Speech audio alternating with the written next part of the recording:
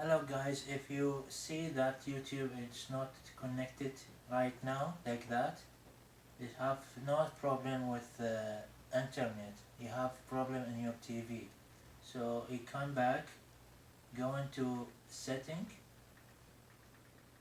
that setting, and if you see the Wi-Fi is not connected but no internet, so you can do it back and go into that place and click it on OK, and go into date on time, click it, and first one you click it and click it OK, and first one use the Wi-Fi, click it on and back,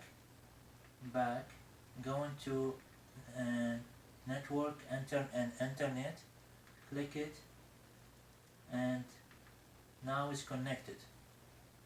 So when you back to there, sign out and go into the YouTube, click it OK, just waiting when his update.